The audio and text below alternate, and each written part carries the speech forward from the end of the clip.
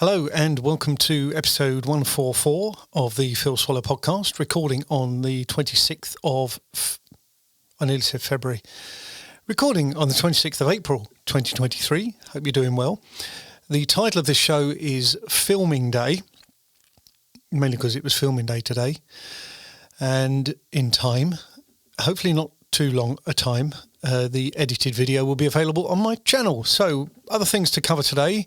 Talk a bit about a meeting I've just been to, talk a bit more about the filming, talk about the visit I had to the London Metropolitan Archive. Slow down, Philip.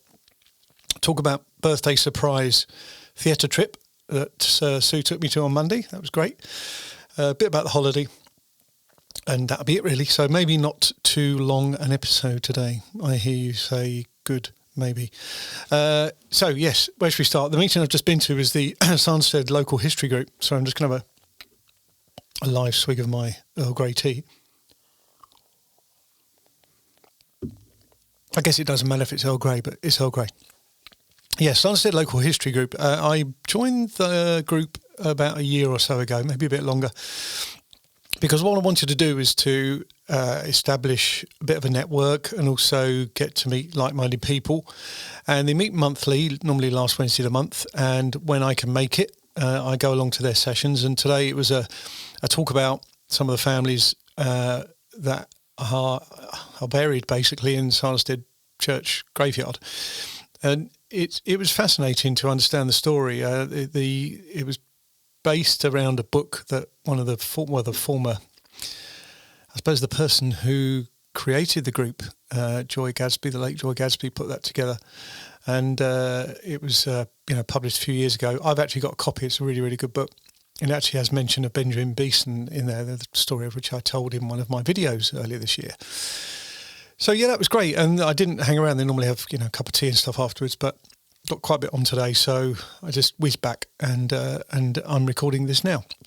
So, filming complete today. So this is the Croydon Typhoid Outbreak video. I've been researching this on and off for a long time, and I suppose you're always kind of waiting for that bit of extra information, but I kind of felt I was where I needed to be, and then we didn't have good weather.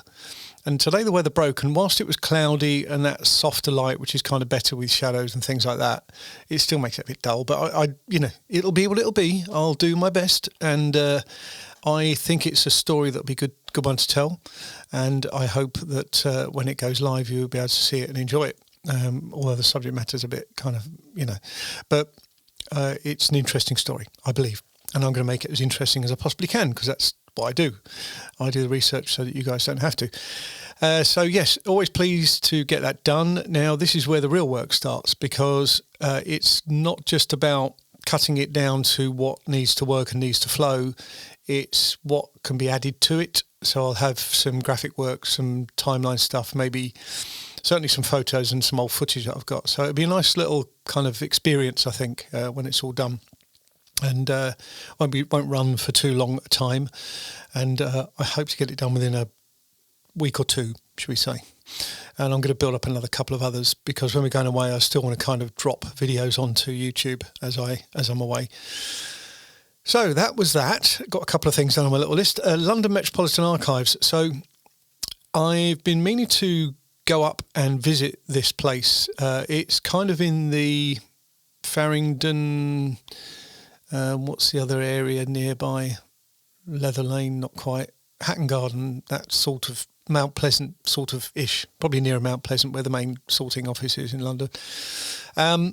What you do is you kind of do a registration online, and then you go to their office and take your ID, and you get a library card, which is valid for 3 years or something. And I had a look on the screens there. I'd look at the London Picture Archive, registered for that also, as well as the archive themselves, because it was just really dipping into what they might have that's local. There are a few local photos and things, and also other records. And what you basically do is they've got online a full kind of nested folder structure of what they have. And within that, you can use to kind of mark the collections you'd be interested in, and you make a request and then you can go up and visit. And it's open most days of the week. And obviously professional researchers and amateurs like myself go in there and look and learn. So that's good, excuse me. So after that, I met up with Sue, who'd been at a sign language class, and we went and had a bite to eat. What's the name of the place?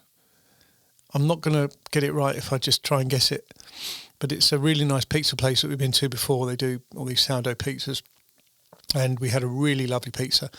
We were both really hungry, and that always helps. And then we went to see Operation Mincemeat. Now, there was recently a film on TV. I mean, it was released, I think, in the cinema a little while back, and it seems that nowadays it doesn't take too long for a movie to get from a cinema release into your home via a streaming method or a subscription method of some sort. So the story is well known about how they used a body, planted some papers to deceive the Germans for the invasion of Sicily, and it worked, and it was quite hairy at times. But this was a 5-person cast only, and it was musical theatre. The comedy was brilliant. It was sharp as anything. Their timing was perfect. The music was great. The set was wonderful. The energy in the show was something else. Honestly, I think it's one of the best shows I've ever seen. It's on a limited run, I believe, until July. And I think they're still in what they would class as previews. So there may be some subtle changes, even if we saw it again in maybe a couple of weeks' time or something. But it was just amazing. From beginning to end, the pace of it was brilliant. There wasn't any downtime at all. And if you can get a ticket to go along and watch it, Operation Mincemeat, that's at the Fortune Theatre in London. It's just opposite, is it the Theatre Royal, wherever Frozen's on, big theatre. Fortune Theatre is a lovely, fairly compact by comparison, Art Deco cinema from 1920-something, mid-1920s. And really good. Lovely team there as well. Sue uses the loop for her hearing impairment, so we had that, and that's basically it's a Sennheiser G4. It's basically a receiver that they take from the lighting board from the soundboard into the headset via the little G4 radio device. So that was really good, and she's going to give them some feedback about that. But yeah, absolutely brilliant show. Brilliant show. And we had a real stroke of luck. So coming back, we didn't rush to get a specific train because we knew our trains were quite regular.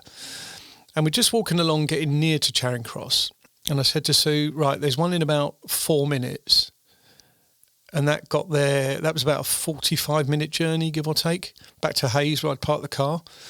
And the next one after that was basically like an hour and 20 minutes because they were starting some engineering work, and it would have meant we'd have gone to Lewisham and then got on a bus that would have gone to each of the train stations before getting back to Hayes.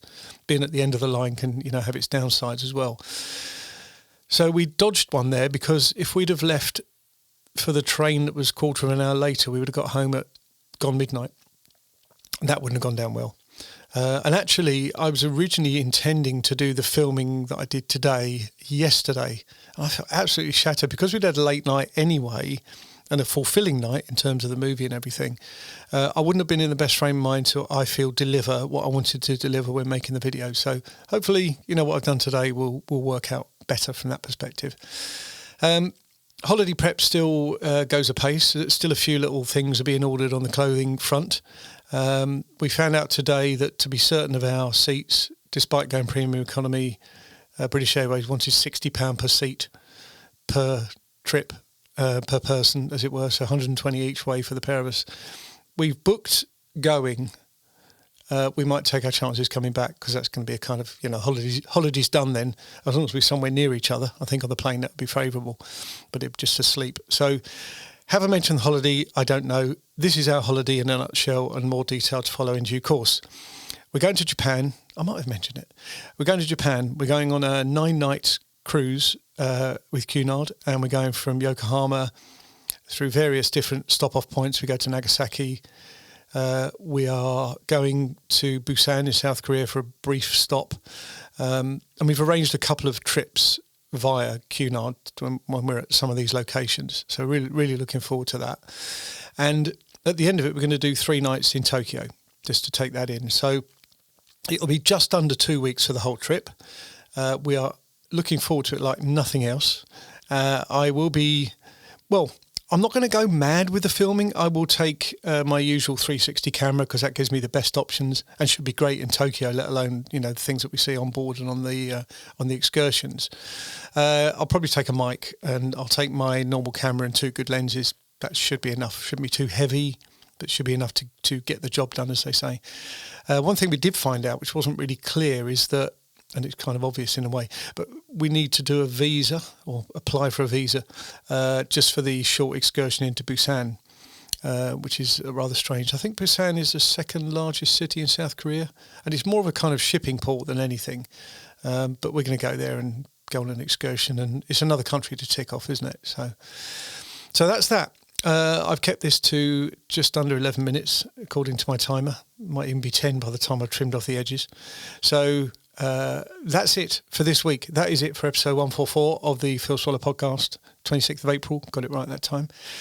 Look after yourself. Give me a like if you like the podcast. A few more people have been doing that each week. Thank you. Please feel free to share it. And I'll catch up with you in the next episode.